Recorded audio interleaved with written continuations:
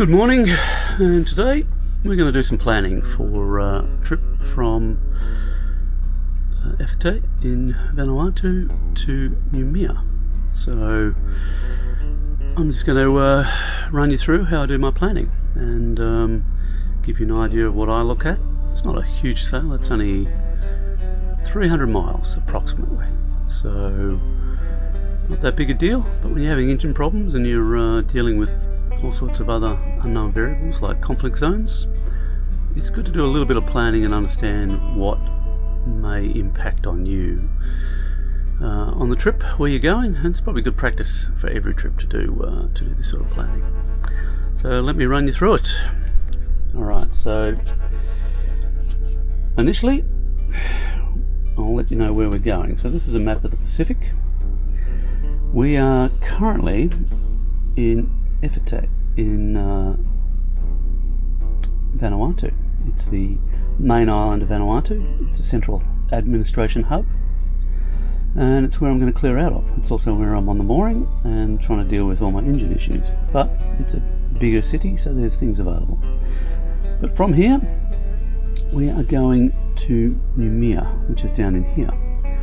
Now it's a pretty straight run down between these two islands. They're both part of New Caledonia, but we can't stop there until we've cleared into New Caledonia, sadly. And we can only clear in New Caledonia at Noumea.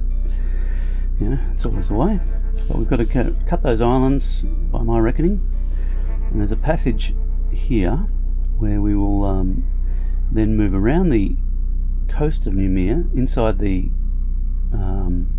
outer reef up to Noumea. So this is about 300 miles. So if we go from here to here, put it on the chart, it's approximately 300 miles. I think it's about 280 miles nautical miles.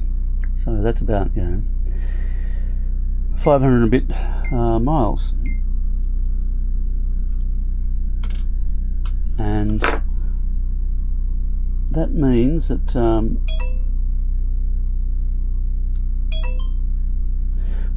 we are travelling a pretty straight run without too many problems. Got to go through these islands, which I'm told there's some problems with people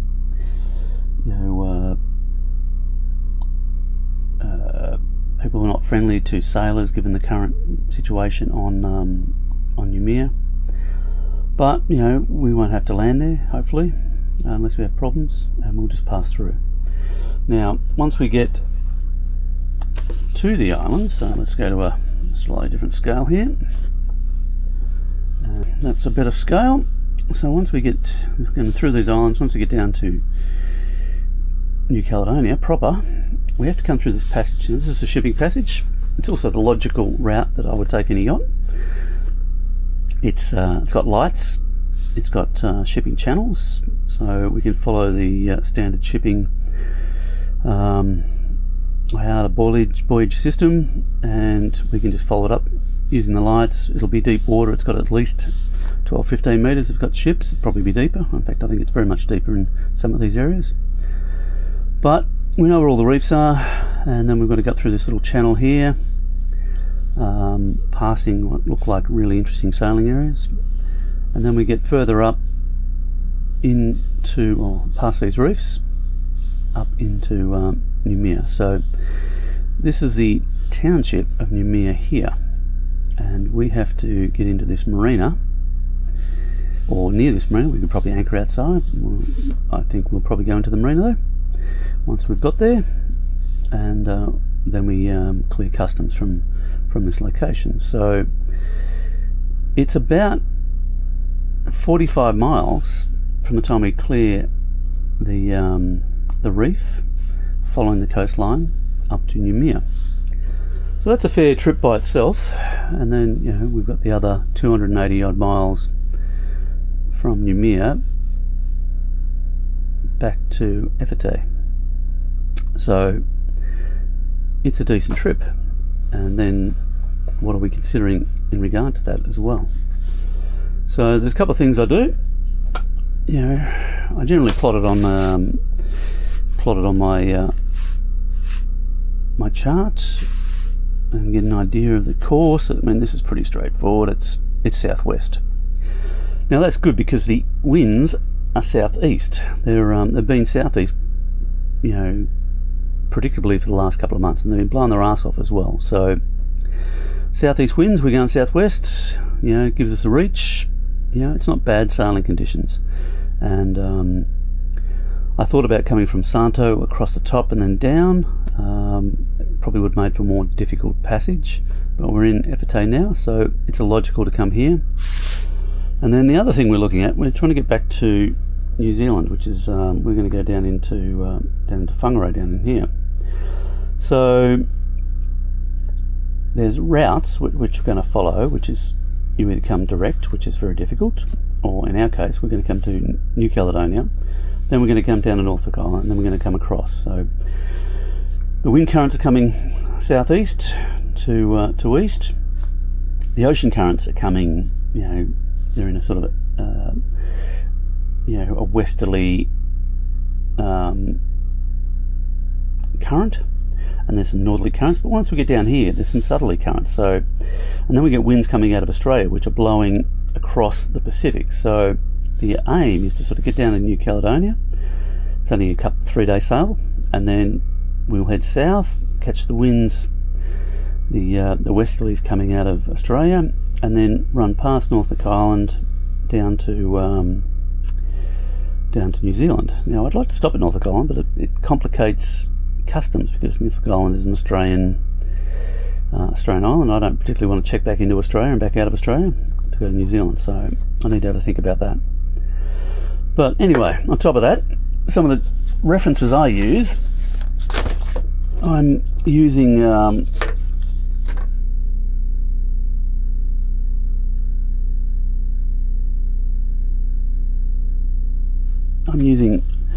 this book, so World Cruising Routes by Jimmy Cornell.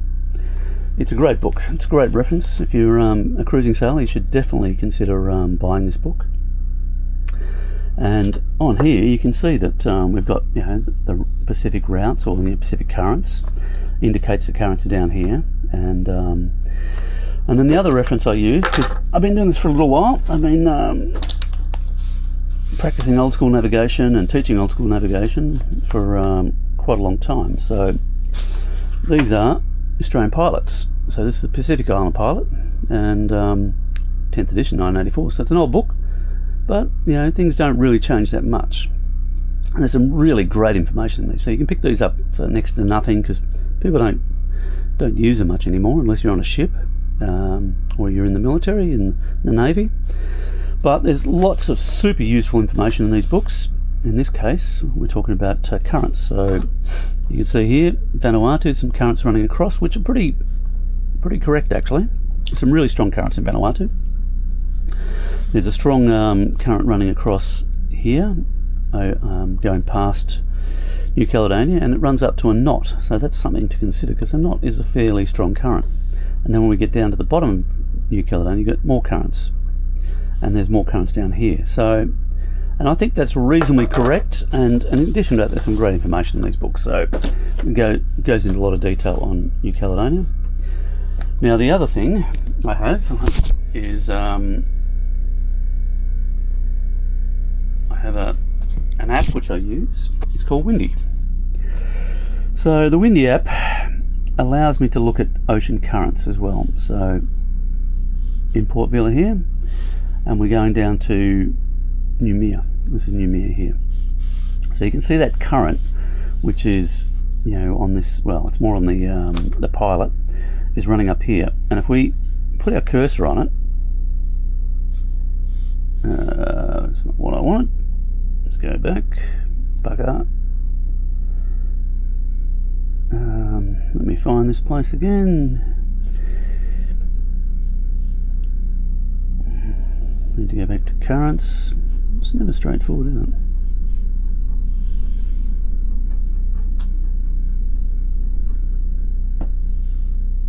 Alright, so I put my cursor on it and it tells me it's approximately 1 knot to the northwest. And that's quite a current when I'm sailing to the southwest. So, but it's something I can factor in, and there's some currents down here as well. And the reason I'm looking at these is, I've had lots of engine problems, so I'm trying to factor in, the what ifs if I have engine problems or my engine fails. So that's how I look at it. And I also look at the wind charts, and I look at the wind charts for the month of I've pulled those up previously. And typically at this time of year, I'm getting north, southeasterly winds. So the southeasterly winds are running this way, and for me, that's good because I'm coming down to the southwest. So it works. It becomes a little less predictable when I start getting below New Caledonia down to here. But once I get below Norfolk Island, I start to get westerly winds, or theoretically I do, and then that pushes me back to Apua and down to Whangarei area. So that's my thought process for planning, and how I sort of think about it and do it. I give the passage into, I give this area here a good investigation, because I'm going to be probably travelling down past the islands, going past this small island. It's always probably at night, so you want to investigate it, make sure there's nothing there. So I tend to blow these things right up and make sure there's no rocks or fads. Fads just a floating buoy in the ocean, typically used for fishing or to attract fish attracting device, fad. And they're still not great if you run into these things and you don't know how big they are. And then when we get down to the outer island, the outer reef, I want to understand what the reefs are, what depths they are. So this is 20 metres. I'm going for 400 metres to 20 metres. If there's a decent sea running, this is going to be really ugly. It could be really ugly, it could be really lumpy. So I'd probably come down to here where there's deeper water, whilst I'm in deep water, and then I'll come in on the shipping route, 70 metres to 50 metres, and into the channel. If it's a calm night, I don't really care about going across the shallower water, because it'll be calm. But if you're in a big sea running, and you go across some of these shallower places, sometimes it can be really uncomfortable, or even dangerous. But once we're in the channel, then it's just a matter of following the shipping channel and following it all the way through, understanding what the French system is, which I think it's the same everywhere, although it can change a little from place to place. And then you get symbology as well. I want to make sure I understand the French symbology for the nautical, what would you call the danger marks, port markers, reef markers, things like that. So I want to make sure I understand whether they're the same as mine, and even if they're not there, like when you go to places like Tonga, Fiji, Vanuatu, they might be marked on these charts, but when you get there, there's actually nothing there. It might have been blown away in a recent cyclone or tsunami, and it's good to know what you're looking at. And this why it's really good to blow these charts up and have a good look. And it's also why I have paper charts. So this is a large scale paper chart, and I do have smaller scales, but I'm looking at things like these. On paper charts, these are always marked, and they give you a really good indication on your route if there's something there. So I know I'm generally missing these shallow points, like 36 metres. It's a sea mound or something. I want to know that I'm going near to a shallow seamount, particularly if it's a big seas running. I want to know what's here, so I'm having a good look at that. I want to know it's here. And then, when I'm coming south, I'm looking at these seamounts. These are quite shallow, really.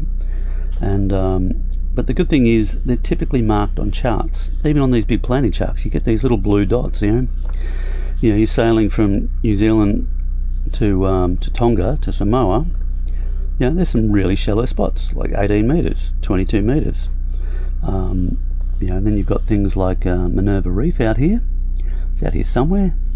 And right here. This is a above water reef, but it's not greatly above water. And if the lights have been taken out, which they have been in recent years, like the Fijians and the Tongans seem to be destroying the lights for God knows what reason, but they're having a dispute over these islands. And it may not be any lights on them. So you want to know that these things are sitting in the middle of the ocean waiting to cause you some grief. It was only last year a boat ran onto a reef travelling from Minerva up to Fiji. Now I don't know which reef it was, but they ran high and dry. It's a cruising boat. They travelled halfway around the world and they managed to land on a fucking reef in the middle of the night. Like, the photo I saw was the boat was halfway out of the water. You know, luckily they were all okay, and the yachty I was chatting to, he waded off, trying to give them assistance. Eventually got picked up by rescue services, but you know, their boat's a complete write-off. They lost their boat, they lost everything they owned apart from what they could take with them in bags. You know, that is preventable, and that's why we don't rely on these electronic charts.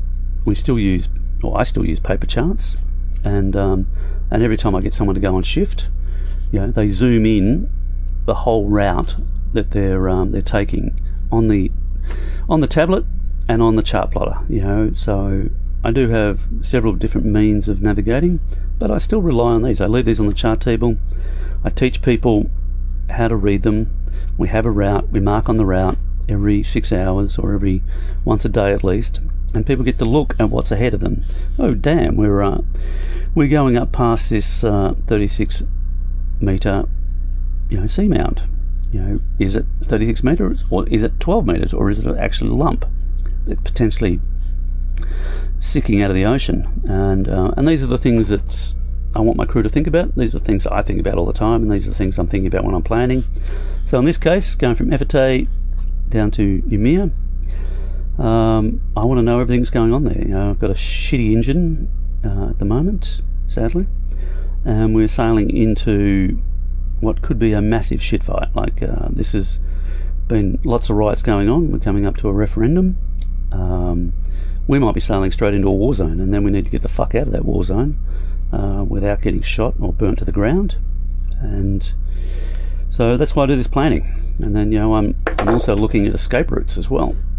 And I do this for the weather, not just to sound dramatic, but you know, if the weather turns really nasty and I can't get up to Noumea, well, where can I go? So I've put on the chart these little anchorages where I can potentially go if I can't get to Noumea, like if it blows in, a cyclone even, or a big storm. There's a whole bunch of little anchorages I can get into, and I've got them marked on my chart. Like, I just put anchors on there, so it's when I go to the bigger zooms, they're still visible, and I know, all right, these are potential anchorages. And then I'm also looking at, you know, the routes in and out of Noumea. So I've got a passage here, I've got a passage here, I've got a passage here, and I've got a passage up to the north. These are all potential escape routes if I lose an engine and the weather's terrible and I can't just get into Noumea and drop the pick and deal with it. You know, there's little places here where I can get around and anchor behind a headland. So that's how I think. Maybe different to how other people think. It's okay. We're all different. We're all on the ocean. We're all doing our thing. Anyway, thanks for joining me. I'm pretty comfortable with where I'm going and what I'm doing, and I'll plot that into my my chart plotters in coming days.